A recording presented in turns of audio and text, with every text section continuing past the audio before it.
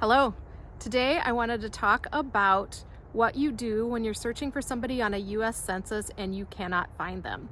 But first, I wanted to remind you that I do have a sale going on in my Etsy shop through November 15th.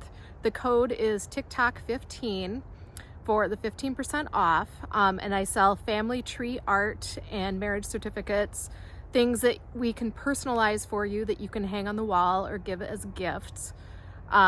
There's also a research component in there too if you don't know all of the information. So you have to misspell genealogist, unfortunately, due to Etsy's character restraints. So do it just like it is above there, and then you could get to my shop.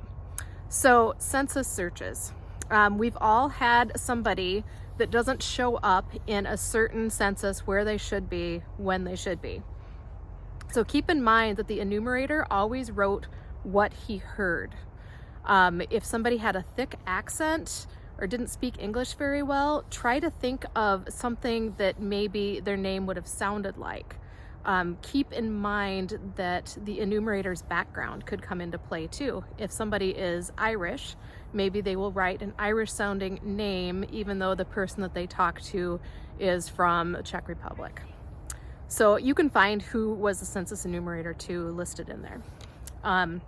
For instance, if somebody was from Sweden and their name was Johansson, then they might have said Johansson, and you might want to look for like Yohundson.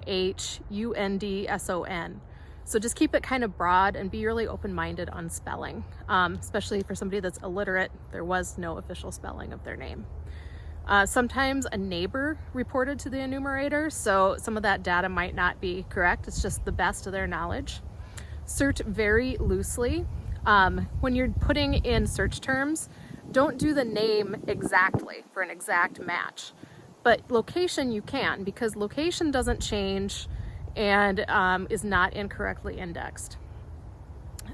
Sometimes you might have to go through and read all of the pages in the township where they're supposed to be to find them. Another helpful thing is to search only on a first name, just very broadly, just a first name and their approximate birth year. Narrow it down to, I don't know, probably +10, -10 for years, because things were all very wrong, as we've all discovered. Sometimes an immigrant tried on a different first name or last name for a brief period of time and then went back to their original given name.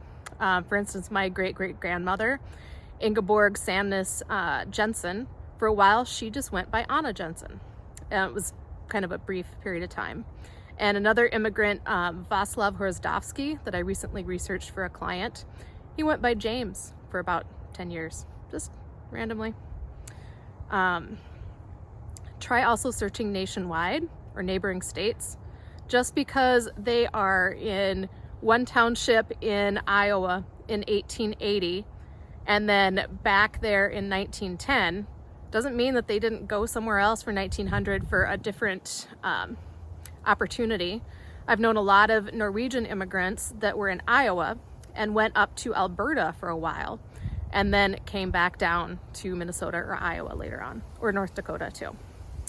Also try family search instead. There have been a lot of times that I have not been able to find somebody on an ancestry search, but I find them right away on family search. Try state censuses to try to fill in the blanks too. Remove the age and the birth year, because sometimes those are horribly mistranscribed by even 100 years. So if you remove them all together and just stick with exact for place location, then you'll have better luck. There are also the wildcard options on Ancestry for searching. Go ahead and check on those. Just Google wildcard ancestry search and you'll see the explanation above. Then you can use an asterisk or a question mark to help try to fill in some of those unknown characters and help it search a little bit better. Another option is to put in a keyword such as occupation. If you know they were a carpenter their whole lives, try putting that, because that probably didn't change either. Skip the gender thing. That is often incorrectly transcribed too, so don't worry about that part. That's not going to really help you. I'd love to hear any other tips and tricks you have for census searches, because I'm always looking for more ways to try to track down people.